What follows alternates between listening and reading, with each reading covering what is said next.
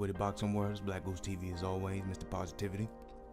So I just wanted to go through some articles that I thought were very interesting that popped up today in my feeds. This is gonna be quick, short. You know what I'm saying? This ain't gonna be a discussion.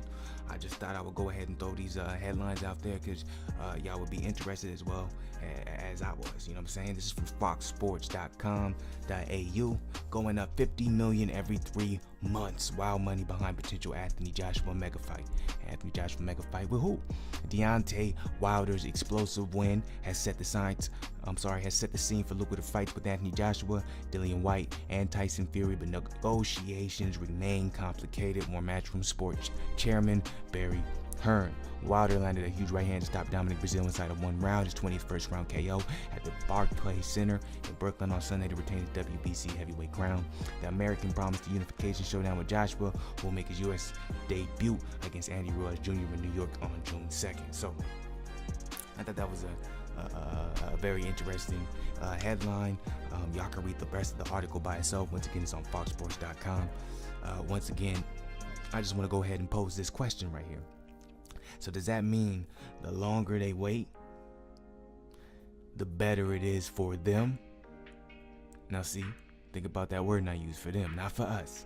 Everyone says this person's ducking, this person's ducking. They don't want to make the fight. This person is scared of this person is scared of this person. Maybe they just knew this all along. Maybe they just knew this all along. Think about that, y'all. Everyone wants to say this person ducking this person ducking this way. Well, if I'm gonna put my life on the line, I'm gonna try and get the most money out of it.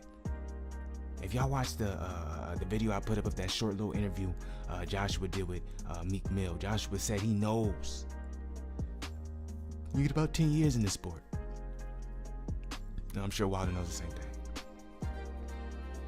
So they went the most money possible when they step in that ring, going up 50 mil every 3 months. Man, check that article out on foxsports.com. The next headline I thought was interesting is from boxingnews24.com. The next 3 articles I actually show you is going to be from the same website, boxingnews24.com. Virgil Hunter wants Amir Khan to train in between camps. I thought that was very interesting. Look at this right here. Trainer Virgil Hunter says he wants former light welterweight champion Amir Khan to train in between training camps so that he can work on his weaknesses to try and improve his game. Hunter wants to see if the 32-year-old Khan's boxing skills are gone or if he's just letting them wither away by only training in the 10 weeks before his fights. Me personally, I didn't know that. I don't know if this is a recent phenomenon that he's been doing or he's always done this his whole entire career, but it was very that's wild to me that a guy like Amir Khan winning to fight a guy like Terrence Crawford, who's always in shape, always in the gym, and only trade 10 weeks to fight him. That's discouraging, man. That really is. So on to the next headline. Now, this kind of connects with the first headline that I talked about. It makes you question things. Deontay Wilder won't attend Joshua vs. Ruiz Jr. fight at MSG New York. Now, of course, this can mean a whole lot of everything or a whole lot of nothing, or it can exactly confirm the first article. Deontay Wilder's co-manager Shelly Finkel said the Bronze Bomber won't be attending Anthony Joshua's fight against Andy Ruiz Jr. on June 1st at Madison Square Garden in New York. But he and his own chairman, John Skipper, will both be there in person, blah, blah, blah. Finkel told The Sun that Joshua didn't attend WBC heavyweight champion Wilder's recent title defense last Saturday night against Dominic Breazeale at the Barclays Center in Brooklyn, New York, so there's no point in him attending.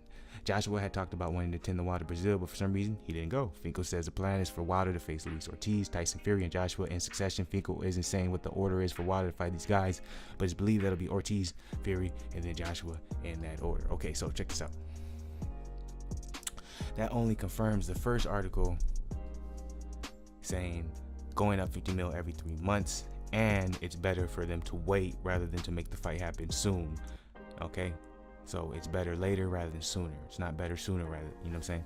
So with that being said, these articles, both of them are probably pretty right, you know what I'm saying? Or it can just be both of them are being petty. And while I was like, well, if you didn't go to my fight, I'm not going to yours. Josh was maybe like, I'm not gonna let you, maybe see me, or I don't even know if they've ever been to each other's fights, if you want to be 100. So maybe they just, I don't know. You can't really look into that much, but possibly it just means that they're not going to be fighting anytime soon. They're going to keep kind of building up their names and trying to get the most money out of each fight. But that, of course, means you got to keep winning. And if Wilder fights Fury before Joshua, that's going to be a risk, man. So I thought that that was interesting. And last but not least, y'all know Keith Thurman is going to be fighting Manny Pacquiao very soon. A lot of people already know this, but you know, I just thought it was very interesting when I was going through the article. Thurman wants Spence fight to marinate more until late 2020, because honestly, me personally, I thought Thurman maybe would be willing to fight Spence a little bit sooner. But from Thurman's point of view, who holds the WBA Super World and 147-pound title, went in attack mode of accusing the media of wanting to rush things by then wanting him to face IBF welterweight champ Spence Jr. I'm skipping down to the next paragraph. Everyone wants to rush things, Thurman said when asked if he'll look to make the unification fight with Errol Spence Jr. if he beats Pacquiao on July 20th. I still think there's a little more time. The later leg of 2020, and that's not too soon, and that's not too late. It's a great time. Any time negotiations can happen, one contract at a time. It's not football, it's not basketball, it's nothing planned in the season. I've never seen it in a contract. People talk about ducking this and ducking that. To be ducking, you got to be presented with something, and then decline it, then it's official. Well, let me just say this. He's right about that, but at the same time, I understand the aspect of Anthony Joshua and Deontay Wilder. You can't say that either one of them are ducking, because they know they can make the most amount of money by continuing to beat other guys and then meeting up later in the ring. As for Thurman and Spence, I don't know if that's the same case. You know what I'm saying?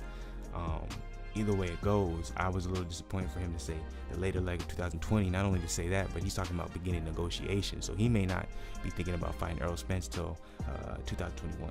So. And by then, I don't even know if anyone's gonna be checking for that fight. I might be wrong, but I just thought that was interesting that he said that. Either way, those were some articles that I thought were very interesting that popped up in my feed.